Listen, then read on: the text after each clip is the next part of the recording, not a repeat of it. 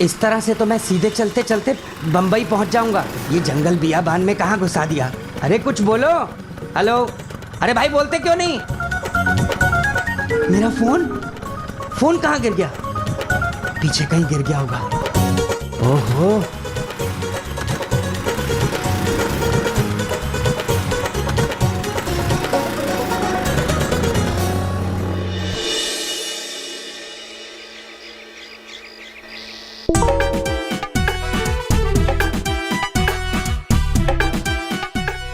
अरे वाह, ये किसका फोन है भैया? ये तो जंगल में मंगल हो गया है? अब इसको बेच के दाल चावल खरीदेंगे। बड़ा हंटरी फोन है। हेलो हेलो हेलो, कहाँ चले गए थे तुम? और सुनो, जहाँ खड़े हो वहीं खड़े रहो। हम 300 करोड़ रुपए लेकर वहीं आ रहे हैं। क्या? ठीक है? हाँ हाँ ठीक है ठीक है, हम यहीं हैं, आ जाओ।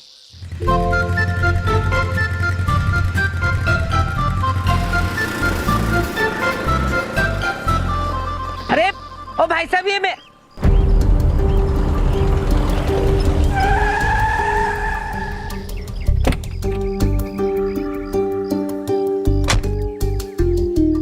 बहुत हो गया लुका छिपी का खेल। अब जल्दी से हमारे त्रिदेव की मूर्ति निकालो।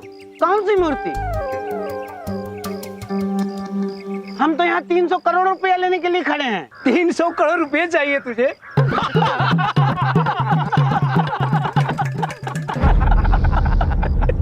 हम तुझे पैसे देने नहीं, बल्कि उस मूर्ति से पैसे कमाने आए। म्यूजियम से उस मूर्ति को हमने ही चुराया था और उस पेड़ के नीचे रखा था जहां से तुम्हें वो मूर्ति हाथ लगी।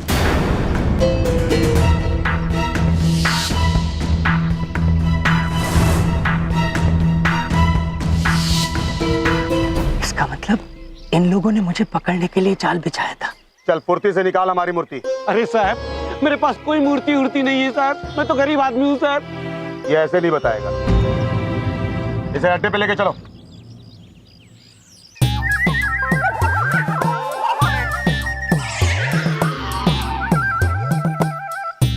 चलो इसे गाड़ी में डालो।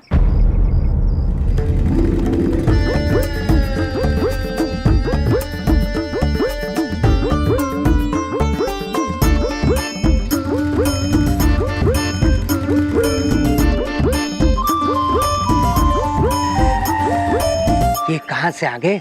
हर जगह पहुंच जाते हैं, पता नहीं कैसे। पुत्र, आपने कहीं बबलू के पापा को देखा है? बबलू के पापा? कौन बबलू के पापा? बबलू के पापा गोल मटोल से, थोड़े छोटे कद के, हट्टे कट्टे, थोड़े विचित्र इंसान थे। जी प्रभु। खुद जैसे बड़े ऋतिक रोशन लगते हैं। मैंने नहीं देखा। ए, लेके चल रहे। रुकिए पुत्र, ये कौन मनुष्य है और क्या हुआ इन्हें? जी, ये आदमी यहाँ बेहोश पड़ा हुआ था, तो हम लोगों ने सोचा कि इसे अस्पताल लेकर जाते हैं। चित्रगुप्त जी, जी, मानवों में अभी मानवता जीवित है और त्रिदेव है कि प्रलय की बातें कर रहे हैं। हम इसे अस्पताल लेके जाते हैं। अवश्य, संभल कर जाइएगा। बाल बाल बच गया भगवान, भला उस गड्ढे का जिसकी वजह से फोन गिरा। धन्यवाद।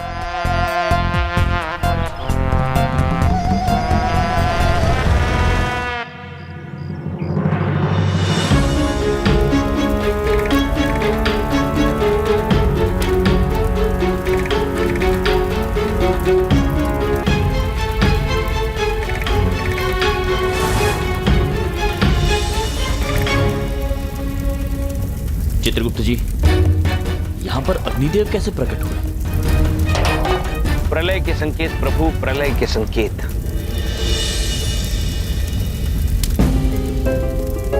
बबलू पापा?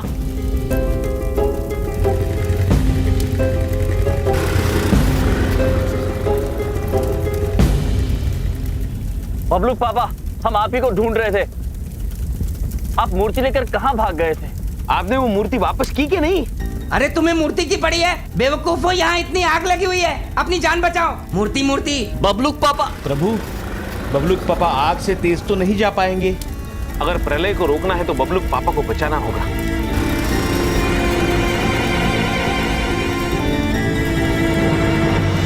इसका उपाय है हमारे पास।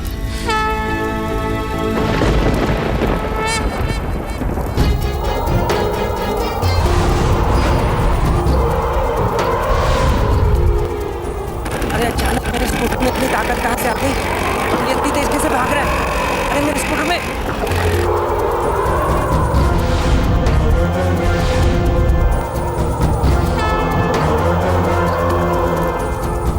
वाह प्रभु, बबलू पापा को तो आपने बचा लिया, किंतु इस आग का क्या करेंगे? इसे भी नियंत्रण में करना होगा चित्रगुप्त जी। चलिए।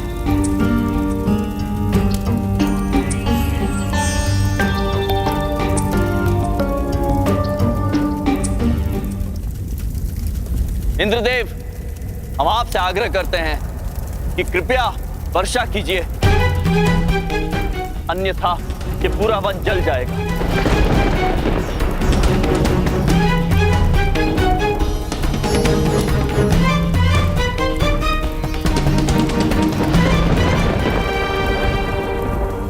हमें क्षमा कीजिए महाराज।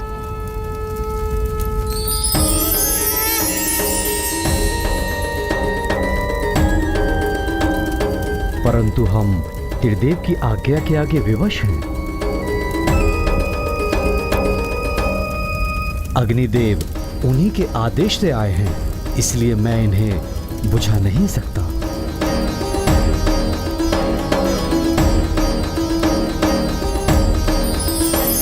प्रभु, अब तो केवल बबलू पापा की सच्चाई ही हमें बचा सकती है।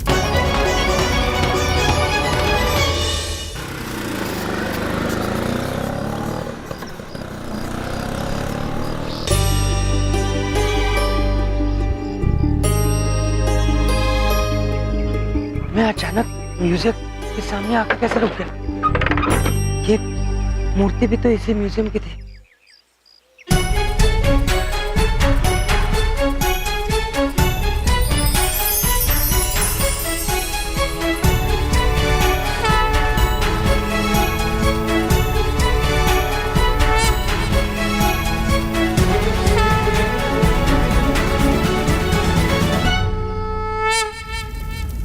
प्रभु, अब तो इंद्रदेव ने भी मदद करने से इनकार कर दिया है, अब क्या करेंगे? चित्रगुप्त जी। जी प्रभु। प्रयत्न करने वालों की कभी हार नहीं होती है। हम प्रयास करेंगे किंतु पराजय नहीं मानेंगे।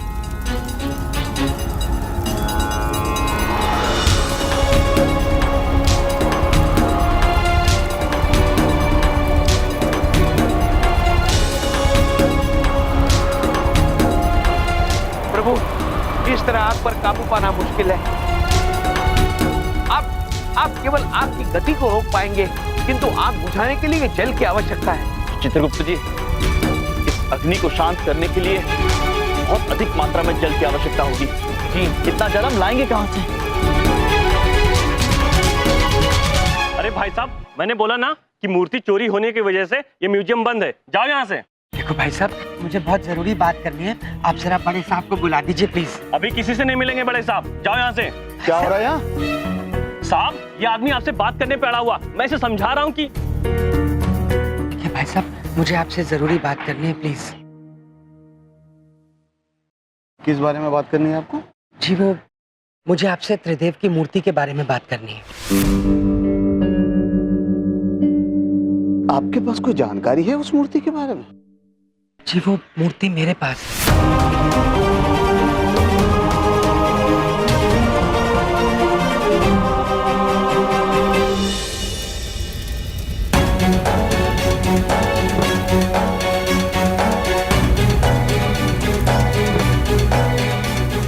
चित्रगुप्त जी। जी प्रभु। हमें समझ में आ गया है कि हमें क्या करना है। आप यही प्रतीक्षा कीजिए, हम शीघ्र आते हैं। जी।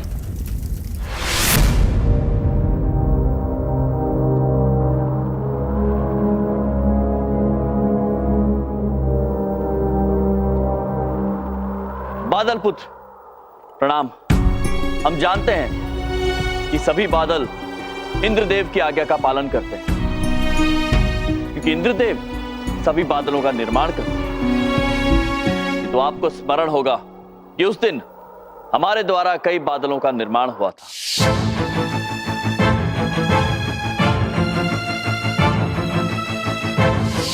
हम चाहते हैं कि उन सब बादलों को हमारी आज्ञा का पालन करना होगा। सत्य वचन प्रभु। मेरी तरह कई और बादल यमुना नदी के भाप बनने के कारण ही निर्मित हुए थे और हम सब आपकी आज्ञा का पालन करने के लिए तत्पर हैं। अद्भुत। तो हमारा आदेश है कि वो सभी बादल जो हमारे द्वारा निर्मित हुए थे वो उस वन में लगी अग्नि को शांत करने में हमारी मदद करें। प्रभु, हम प्रयास कर सकते हैं, परंतु हम बादल संख्या में कम हैं और अग्निदेव का प्रकोप बढ़ता ही जा रहा है। अगर ये और इनका आक्रोश और बढ़ा तो हम इन्हें शांत नहीं कर पाएंगे। उसकी चिंता आप मत कीजिए बादल पुत्र। आप शीघ्र जाइए और सभी बादलों को अपने साथ लेकर आइए। हम पूरा प्रयास करेंगे कि अग्नि और न बढ़े। आप शीघ्र आइए। अवश्य महाराज। धन्यवाद। मतलब तुम ये कहना चाहते हो कि वो 300 करोड़ की मूर्ति जो चोरी हो गई थी वो तुम्हारे पास है? वो मूर्ति मेरे पास है और आपको वापस करना चाहता हूँ। ये तो बहुत अच्छी बात। तो ला 2 मूर्ति। क्या हुआ? दे दो वो मूर्ति। नहीं, ये मूर्ति ऐसे नहीं दे सकता आपको मैं। जब से ये मूर्ति मेरे पास आई है लोगों की पॉलिसी बदलते हुए देख चुका हूं मैं। हम तुझे पैसे देने नहीं बल्कि उस मूर्ति से पैसे कमाने आए। म्यूजियम से उस मूर्ति को हमने ही चुराया था और उस पेड़ के नीचे रखा था जहां से तुम्हें वो मूर्ति हाथ लगी। देखिए, मैं ये आपको मूर्ति देना चाहता हूँ पर ऐसे नहीं। आपको प्रेस कॉन्फ्रेंस बुलानी पड़ेगी ताकि सब लोग ये देख लें कि मैं ये मूर्ति आपको वापस कर रहा हूँ। क्या मिलेगा ऐसा करके तुम्हें? किस्मत वालों को ऐसा मौका मिलता है और तुम वो भी गवा देना चाहते हो? क्या मतलब?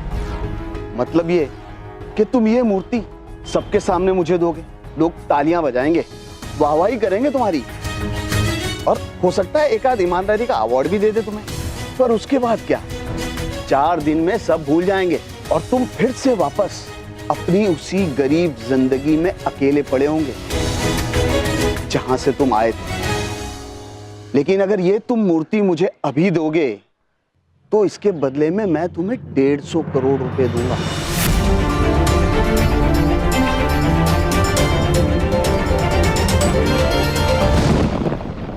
ये प्रलय होने के संकेत आने बंद क्यों नहीं हो रहे?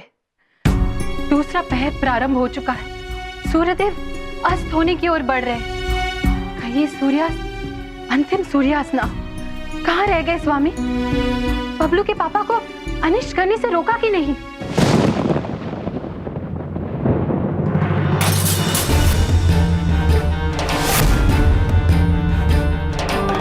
कहीं ये अनिष्ट का संकेत तो नहीं?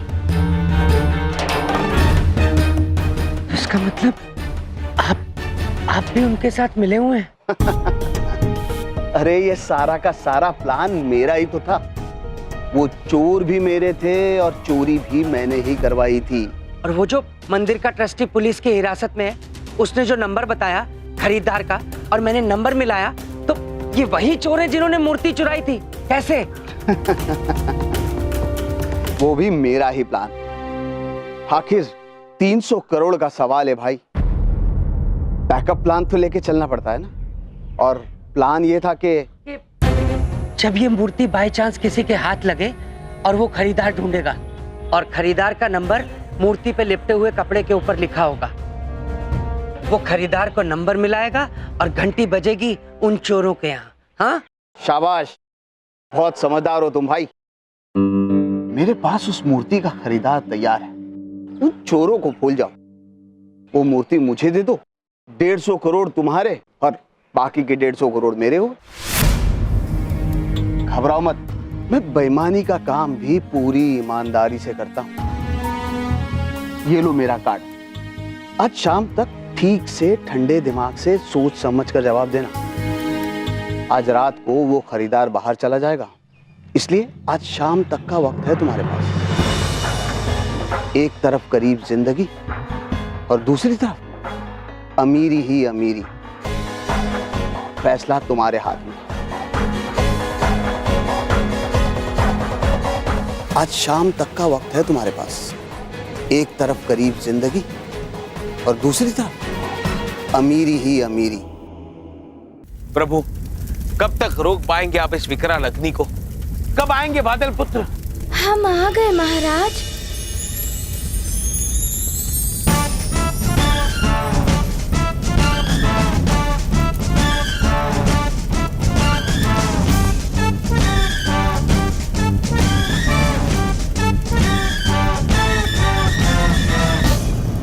बादल मित्रों, वो रही अग्नि।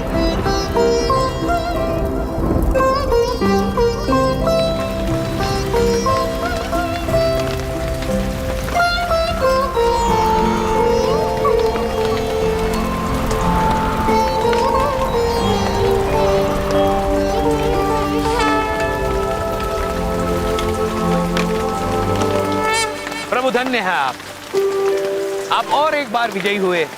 यम है आप। धन्यवाद चित्रगुप्त जी, किंतु प्रलय अभी पूरी तरह से नहीं टला है। सूर्यास्त होने में अभी समय है। परीक्षाएं और भी होगी चित्रगुप्त जी।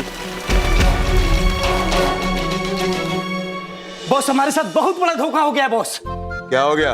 अरे इस आदमी को ढूंढने के लिए हमने 200 रुपए का तेल लिया और 75 रुपए का बेहोशी का दवा लिया और मुफ्त में अपना टॉक टाइम बर्बाद किया। ये आदमी तो आदिवासी निकला बॉस। क्या? हाँ बॉस। इस आदमी को हम यहाँ गलत पकड़ लिया है। ये कैसे हो सकता है? तुमने उसके फोन की पूरी डिटेल निकाली, जिस फोन से वो फोन कर रहा था? हाँ बॉस, मैंने वो फोन निकाल लिया है। उसका नाम यमराज है।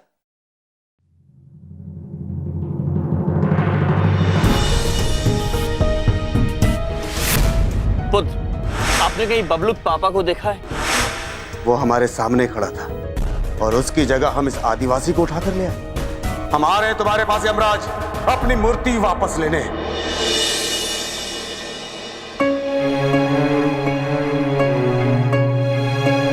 भैया, स्वामी, बबलू के पापा मिले? कहाँ है वो? वो मिले थे प्रिय, अवश्य मिले थे, किंतु वो फिर कहीं चले गए। हाँ, और अब वो कहाँ है और मूर्ति कहाँ है हमें कुछ नहीं पता।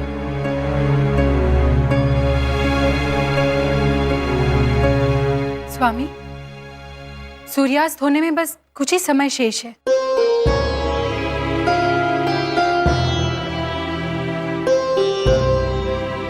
बबलू पापा, अरे कहाँ थे आप?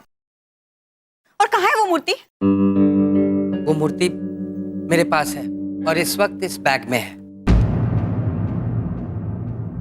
ये आप क्या कर रहे हैं बबलू के पापा? आपको पता भी नहीं इस गलती का कितना बड़ा भुगतान होगा। सही निर्णय लीजिए और ईमानदारी का साथ दीजिए। ईमानदारी से यहाँ जिया नहीं जा सकता। बड़ी बात नहीं बोल रहा हूँ, इतनी लालची पॉलिसी हो गई है इस दुनिया की कि आप चाहे भी तो ईमानदारी से नहीं जी सकते। मैं म्यूजियम वालों को मूर्ति वापस करने गया था, लेकिन जानते हो उसने क्या किया? उसने मुझे 150 करोड़ रुपए का लालच दिया। मान लो अगर मैं उसकी बात मानकर उसको मूर्ति वापस भी कर देता तो मुझे अंदर डलवा दिया जाता, मूर्ति चोर कहलाया जाता मैं। अगर इस दुनिया में जीना है ना तो लोगों से लड़के नहीं बल्कि जैसे वो हैं उन्हीं की तरह रहकर जीना पड़ेगा। बिंदिया, क्षमा चाहते हैं बबलू पापा, किंतु आप गलत बात कह रहे हैं।